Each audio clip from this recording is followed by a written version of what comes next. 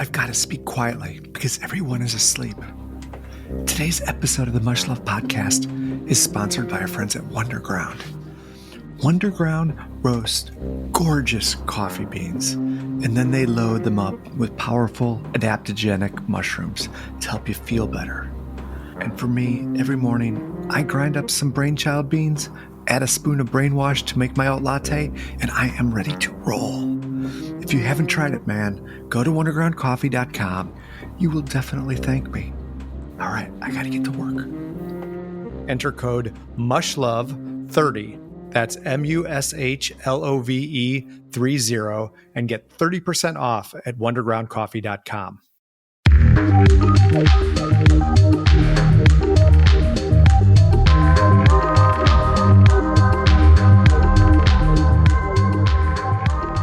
Hello, I'm Tim Keck, and welcome to the Mush Love podcast. Today, I'm talking with a man that we'll call Henry. The reason why we're not using Henry's real name is that he grows psychedelic mushrooms. Mostly for his own use, he also gives them to friends and sometimes sells them. These days, there are a ton of people growing psychedelic mushrooms, and I wanted to talk with one of them on the show to find out the whys and hows they do it. Henry grew up in the Pacific Northwest. He did forage mushrooms as a kid, not the psychedelic kind. He got an English degree, started working in the world of software, raised a family, and then in the middle of his life, he had a brush with death and started experiencing severe anxiety and depression. This lasted for a while. Then he had a very chance encounter with psychedelic mushrooms, and that's when his life changed. It's an interesting story, and I think you'll like it.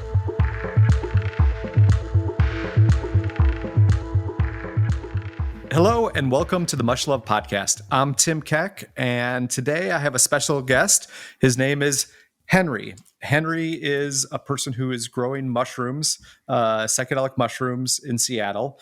And like a lot of people, has gotten more and more interested in both mushrooms and psychedelic mushrooms and growing their own. And I was really lucky to have connected with Henry to talk about this. And I'm really interested in why and how and the legality and the connection that all of these things bring when you grow your own mushrooms, particularly psychedelic mushrooms. Henry, welcome. Thank you. Glad to be here. So Henry, how did you get into growing magic mushrooms? Well, I grew up on a small island here, Puget Sound. And so as a young kid, you would drive by the fields and see these hippies out there picking. I'd say, Mom, what are they doing? Oh, they're picking mushrooms. So that was my first, people are out there picking mushrooms. And we knew a German family, so got into foraging young. College. And the Germans love mushrooms, don't they? They are the number one culture for mushrooms as far as the Western world goes. Yeah. And they have no fear of mushrooms, whereas Anglos, Brits tend to have a fear of mushrooms. Alice in Wonderland. Yeah. And I talked to a guy recently for the show that does that, and he's just like, well, poisonous is like kind of, there's very few that are really will kill you, but some you might not settle your stomach well, Yeah. There's it's part of that culture going way back, by the way. It's very part of the Germanic mythology and culture. So, and then college ran with a group of bohemians, and we experimented with LSD and peyote, etc., and mushrooms. And I'm like, hey, I know where to get mushrooms. I grew up on mushroom capital of Puget Sound. So, and back then, college, we just ate it by the handful, and of course, heroic journeys. Which this is not a great introduction. No one owned a scale, and perhaps mixed with a half a joint and a rum and coke. Yeah, and MDMA and Jägermeister, and we actually had a 9-drug apocalypse one night on Bainbridge. So. I like a 9-drug apocalypse. Yeah, no, we counted 9. Yeah, including clove cigarettes, regular cigarettes. Wow. Yeah, so. Anyway, just, college experimentation. It was fine. Never had a challenging trip. We don't say good or bad trip. We say challenging, and because you can learn a lot from a challenging trip. So no judgments on that. But then, hit midlife and hit a serious snag. Life got hard. I was working full time, very stressful job, Microsoft, and it was just really stressful. And in Hawaii, I almost drowned, 2009. And it was quite for some people, a near-death experience gives them new life. I know a woman who did that. It's like every day is a gift. Hooray. For me, opposite. I was in Hawaii with a family, and we were at a hotel on the beach, and I love whales and turtles. So I went out there just with my flippers. I thought, I can get back to shore. And I was just listening to the whales sing and watching the turtles. And suddenly I realized, damn, the ocean bottom is a long way down and it's getting cold. And I looked up and I had gone way out. This is Waimea Beach there. And I'm not a strong swimmer. I thought, I got paddles. But I started to panic. One of my flippers fell off. And then I started to panic more and I'd never had a panic attack in my life until then. I had no idea what was happening to me. And I could see the shore, but the current, the cold, the panic, and just the light started disappearing around the edges and down, just darkness to it. And I was I thought, this is it. And by some miracle, two people in a canoe in Hawaii. Who the hell, has a canoe in Hawaii? It must have been Canadians. They come by and they drag me to shore, and I'm just laying there on the shore. And I thought, oh man, and everyone's laughing. It's like, we saw you out there. It's like, yeah, it's funny. Huh. And and so you feel like if the canoe people weren't out there, there was a good chance you wouldn't have made it. Oh yeah, no, I was done. And so they literally saved my life. And so yeah. So thank you, canoe people. But and then I went back to normal, and we're on holiday, blah blah. I got home. First thing I did, I sat down at the kitchen table and drank an entire bottle of wine. And and I'd never done that before. I mean, I probably had at some point, but not for medicinal reasons. And my wife looks and she says, "Well, I guess you're still on vacation, Sunday night." And I'm like, "I'm not drinking because I'm on vacation." And then I'd never experienced panic attacks or PTSD or anxiety. Never been to a therapist. None of that. No, And it just, after 6 months, I was just like, "What? Something's going on." So that was and it took me a long time. I resisted therapy, resisted everything. It was fear of mortality, which I'd never had before. And not just for me, for my kids. When I drove to work across the floating bridge, I had a life preserver in my backseat, and my friends were like, "Wow!" And yeah, it was bad. Anxiety. It was PTSD from near drowning. So, and it spiraled. And the only thing I knew how to medicate with was alcohol. So, oh my God, I hit it. I used to be social, and then it became a medicine, and it's just not good. It spiraled. Anxiety, depression, more booze, and just down. And so, I knew my solution was spiritual. So I embarked on a spiritual journey, read, a Buddhist text, Hinduism, the Stoics, Christianity as well, philosophers, Tibetan Milarepa. And, just, wow, what's going on with this, existential angst I'm feeling? And being in high tech, I'd heard about microdosing. In 2010 or so, article came out in Wired magazine. Microdosing is a new rage in Silicon Valley, and engineers would say things like, "It makes me 20% more creative, efficient, and productive." And 20% is a huge difference if you're competing with other engineers in a startup environment. That's the difference between all the stock and a dribble of stock awards. So yeah, and it's great that an engineer will quantify creativity by an increase of 20%. Yeah, classic, right? So, but someone said it, Bill Gates or somebody, and then everyone repeated it, and so it's become the rule of thumb. Might be the 80-20 principle behind it or something. I don't know, but it's true.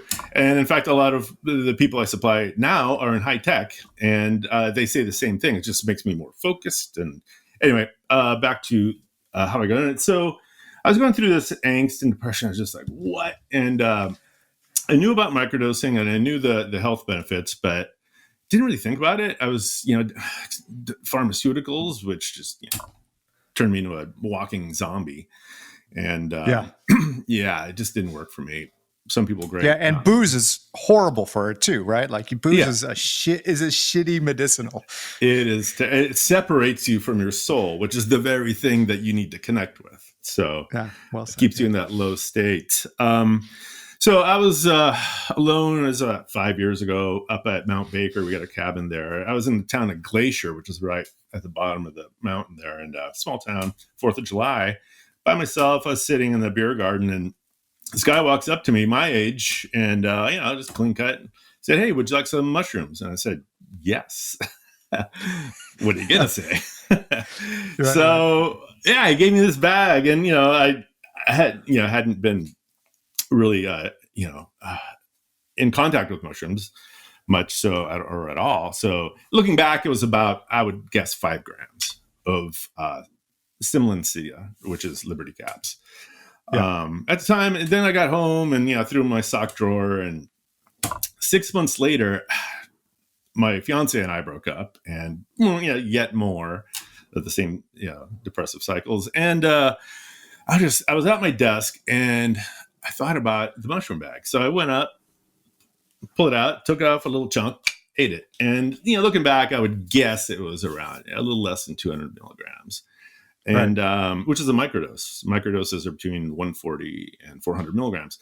And I just ate it, and then suddenly, it's like 2 weeks later, like, why do I feel so good? Oh, why am I happy? Why am I positive? And I feel creative, and I'm like, I get it. I'm kind of slow, steady sometimes, but so I kept microdosing, and I just so you were able to attribute it from that one. And I'm sorry, when you took that dose, what was your difference in perception, or were you high at all, or was it not at microdose? all? No, so microdoses are sub-perceptual. You don't feel high, you don't hallucinate. But a lot of people call a microdose something more. There's a technical microdose, and some people are like, I guess that's a microdose. You're talking about the Happy Sunday dose, which is a gram, and it's between a trip. It might be 3 grams. Microdose is 200 milligrams. But a Happy Sunday is 1 gram. And for working in the garden, everything's brighter, happier. It's very euphoric, especially golden teachers, which I grow myself.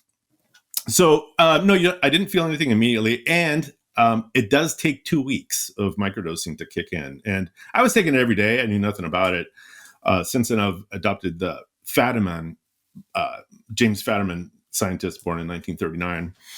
Was into psychedelics and studied it. And like a lot of people back then, it's like, hey, this is a medicine that works. And he came up with this Fadiman protocol of 1 day on, 2 days off. So right now I'll take 200 milligrams, take 2 days off, 200 milligrams. Or I cheat. Of course, it's kind of nice to have that euphoric feeling as well. So it's not an exact science. No. And it's actually, the potency varies. People say stems are more potent than caps.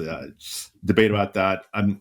It's a marginal difference, if anything. So no, after 2 weeks it kicked in, and it's subtle. I didn't feel anything. And then they say between 2 weeks and 3 weeks is when you start to feel the benefits. And I was not on SSRIs, which inhibit the benefits of this medicine. So I didn't know that. I do not mix SSRIs with nature's medicine. It's just 2 different things. I don't know. I'm not a scientist. And by the way, these are my opinions, and I'm not a scientist. I'm just a guy on the internet, I guess. Finally. So I ran out. I just ran out of mushrooms, and I'm like, okay, well, I know where to find some. All my old deadhead friends, they had none, and I found someone who knew a guy who knew a guy. Nothing. So I'm like, dang. And I started to, just slip back into that anxiety depression cycle. And I'm like, I'm going to grow mushrooms. I just decided. I'm like, I can do it. And so I just went into it, and completely 100%. I'd wake up at 4 a.m. and work till on my lab, which I created, until 9, and then go to work. And so by the time I decided I am going to grow my own medicine, to when I had actual capsules was 6 weeks. Wow. Yeah. Because it's not an easy process, especially in the Northwest, to grow your own. It right? is, Or is it is, no, it is very difficult, and there are so many steps, and it's very easy to get contamination. Contam is what we call it. right? And it is not easy. It is definitely doable.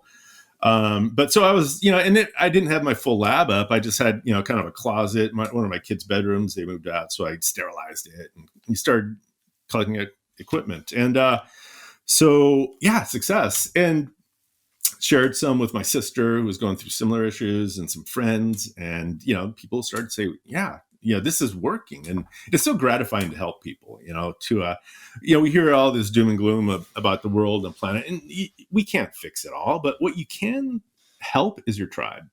And I'm like, okay, forget the outside noise. I'm going to focus on myself and my people, and anyone else, who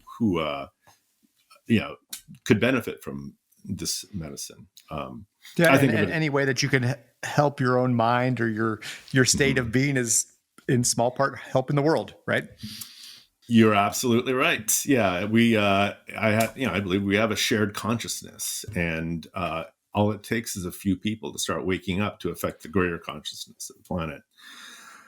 That's another conversation. But so anyway, yeah, first time success, and I was, and I in order to achieve that, I did all the research on the internet. There's some great resources, of course, on the internet, and I followed, more or less, I got some syringes that were inoculated with mycelium. Gold. I settled on golden teacher because it was, it's used for, it has a euphoric sort of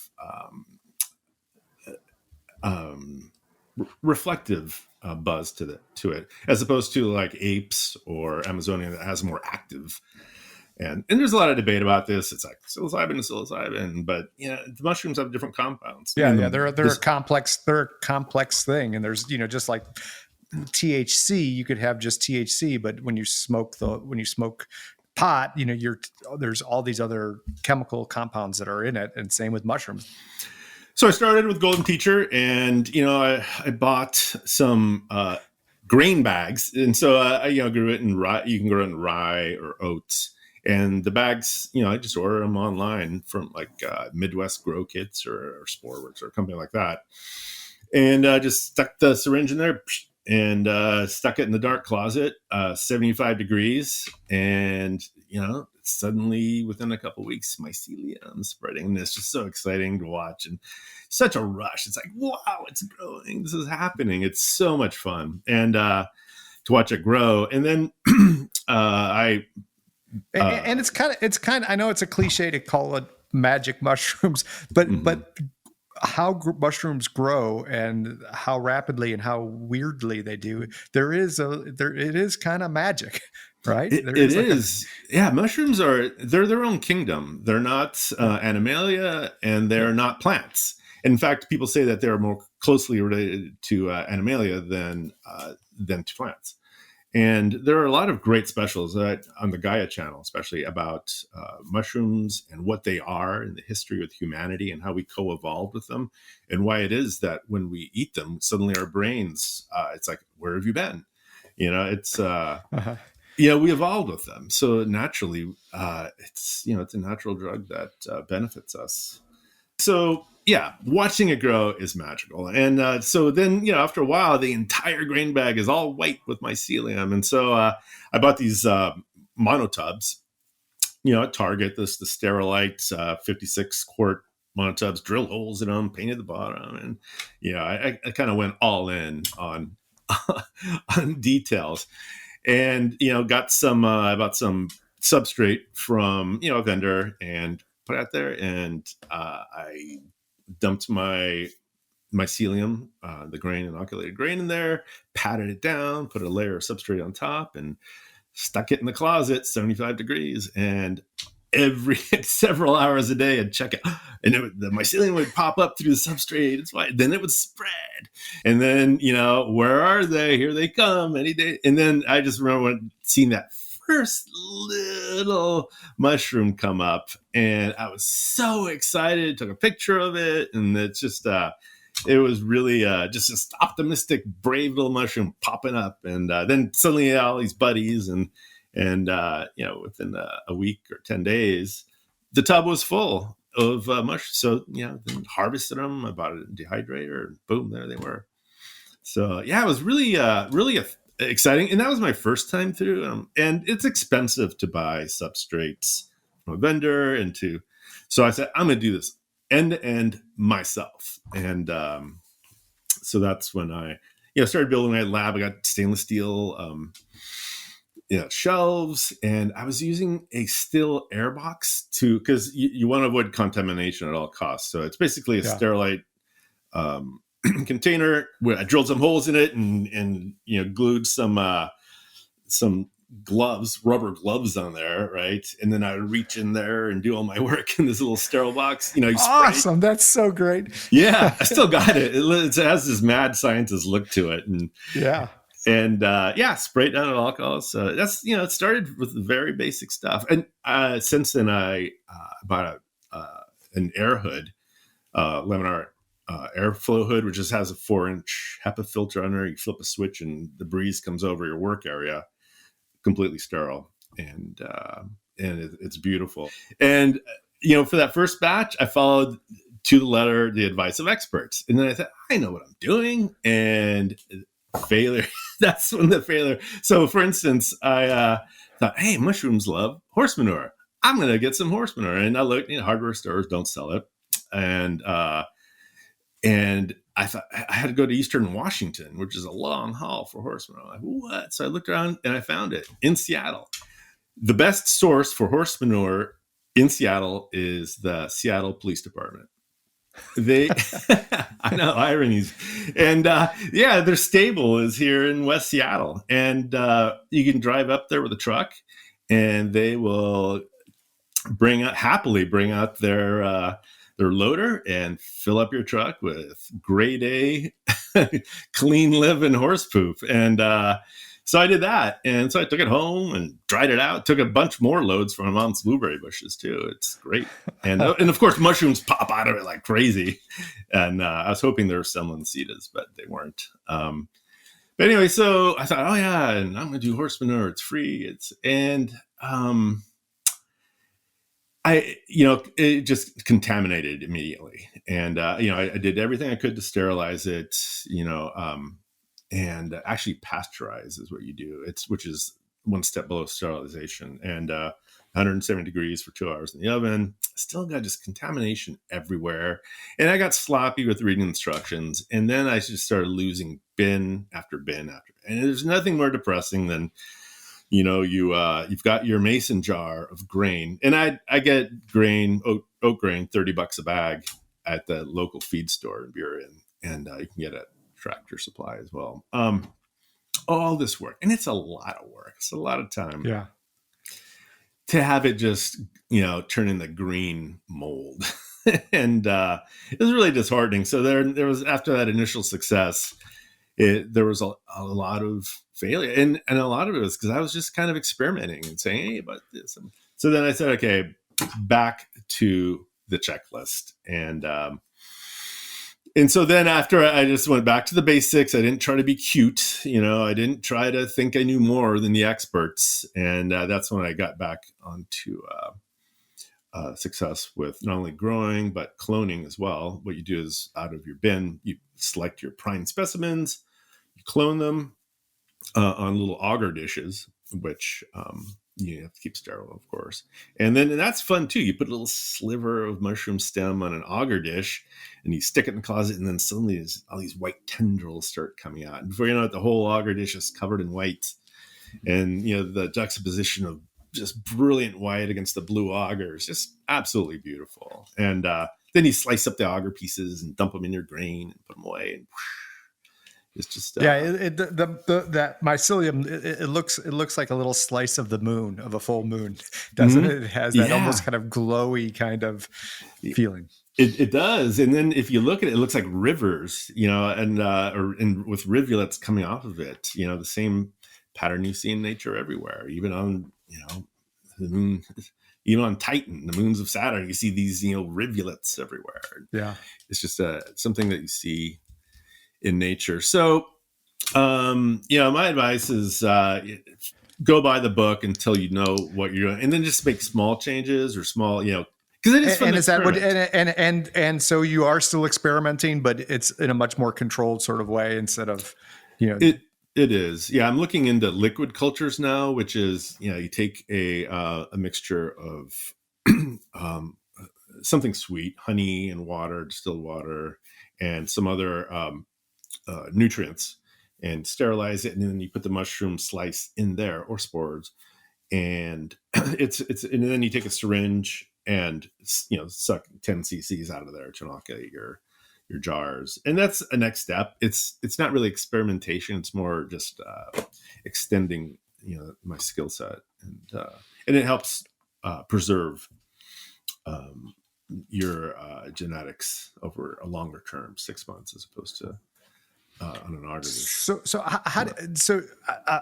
I assume you're still microdosing or dosing in Mhm. general with your own, the mushrooms that you've grown, right? Yeah, how did that story end up? Well, I between with the help of my medicine and my spiritual journey, I'm sober and happy, and I lost 30 pounds when I started, and I didn't intend to.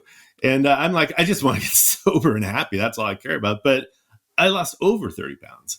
And not only that, my diet changed. And people say that they have noticed this. It's, oh, yeah, the shrooms told you what to eat. I'm like, and I had a fridge full of raw vegetables and healthy foods, and out with a lot of the carbs, and I never planned that. It's like, and I like that food. It's just I don't eat sugar, and it's not like I decided.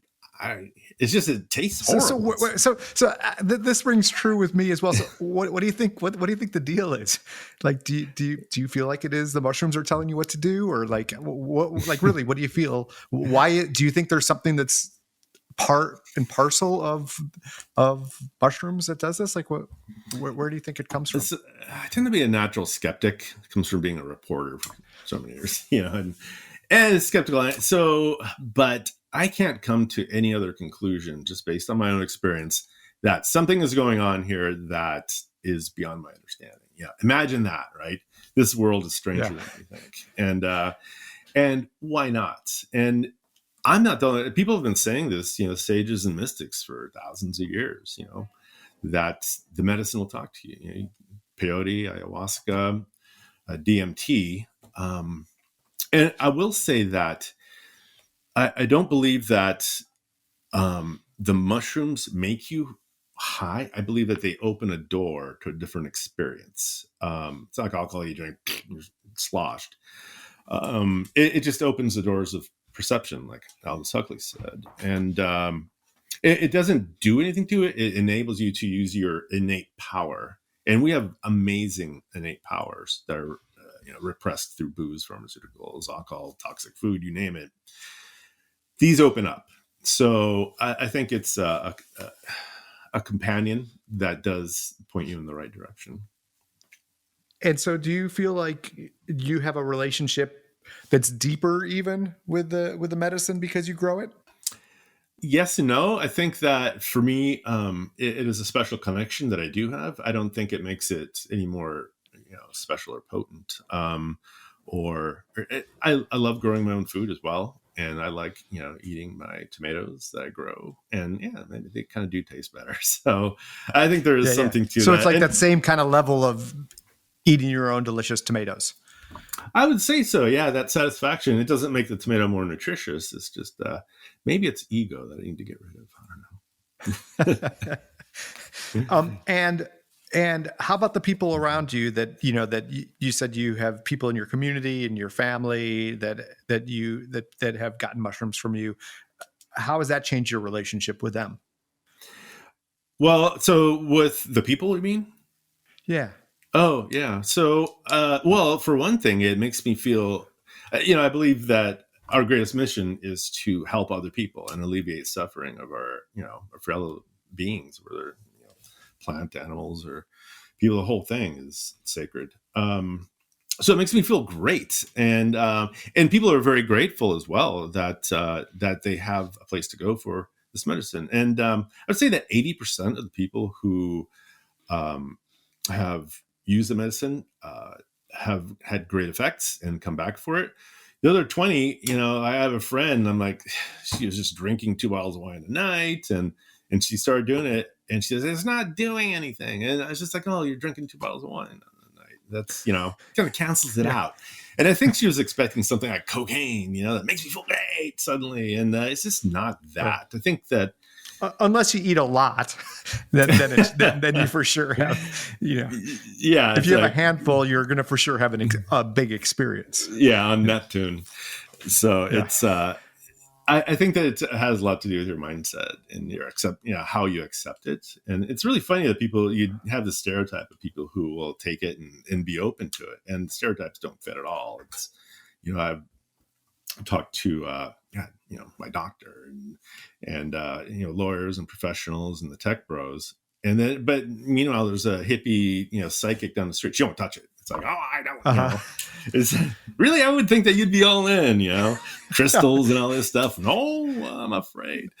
So yeah, you never know. You have to be ready. And also setting is so important. And for me, I just do microdoses in my happy Sunday now and then. I don't do therapeutic trips, which are not yet. I will for sure. I'm just waiting for that setting and the right group of people. And do you typically take them alone, or do you ever do when you have your happy Sunday, do it with another person, or is this more of a solitary experience for you? Well, it's mostly solitary. I am kind of an introvert and a writer, so it's I value my solitude. Spend a lot of time alone. But one of my college buddies came over and we took a happy Sunday and went walking around Alki. It was like just a hoot. It was so much fun. And so yeah, sharing that experience with other people is really the highest level. I think that is a very communal experience, just like meditation and yoga. It means more when you're with other people. And in the right setting, in college, we'd go to a concert on Mush. It's like, God, it's the last thing I'd do now. And looking back, the best, totally. I know. It's like, whereas, the best experiences are in a living room with some groovy music and your friends, and you're just talking and laughing. And setting is so important. Yeah. Yeah. For me, it's in nature. I like to be on the move. Absolutely. And I like to be out. That's the. Yeah, I mean, nature is, the original church, God's creation. It's like, where else would you really go? And for me, I have, this garden that I sit in, a little Zen garden I built, and I will do a therapeutic trip at some point. Are you talking about like a heroic dose blindfolded kind of thing? Or is that what you're talking about? No, so a therapeutic dose is considered 3.5 grams of golden teacher, which is less potent. With Amazonian, it's 2.5 grams. So that's a therapeutic dose where it's just a lot of fun. You hallucinate depending on thing, you have a mushroom trip, moderate mushroom trip. When you get to 5 grams, anything 5 grams and above is considered heroic. And the effects there are ego dissolution. You don't know who you are, which sounds scary, but it's actually not, because, like Dylan said, if you ain't got nothing, you got nothing to lose. And right. It's like, I remember looking at myself in the mirror. I'm like, he seems like a happy guy. I have no idea who that is, but nice to meet you. It wasn't scary at all.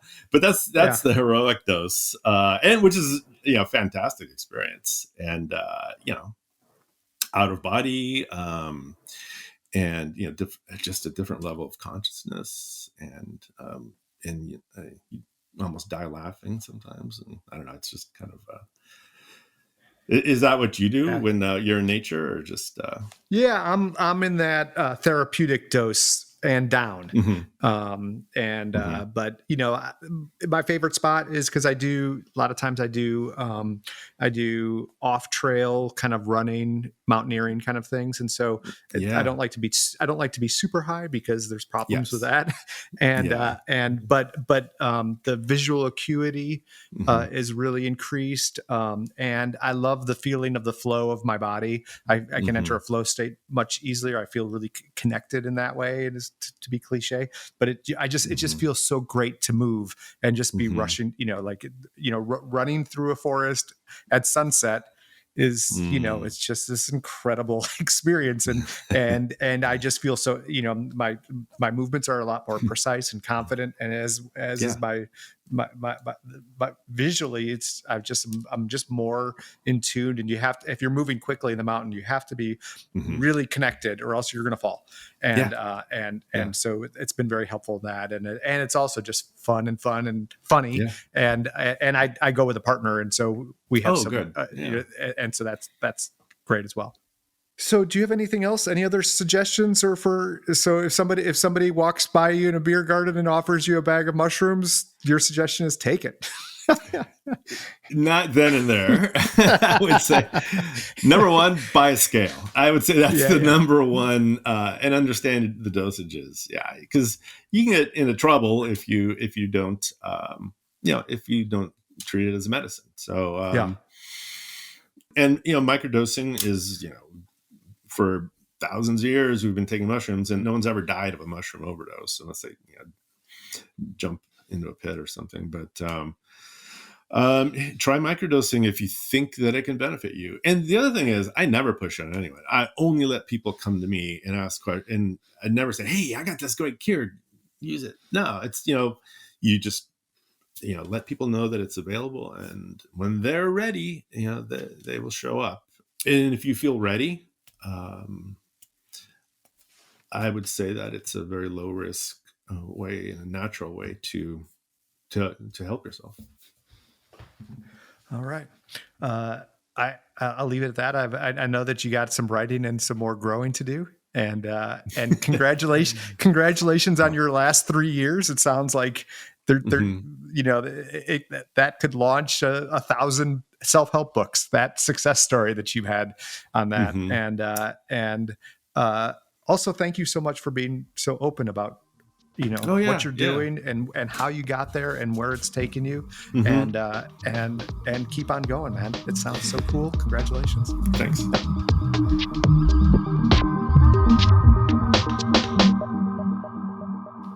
Thanks for listening to this episode of the Mush Love podcast. And a special thank you to our guest today, Henry. You can find out more information on this topic and our guest at themushlovepodcast.com, as well as links to past episodes and ways to subscribe. See you next time.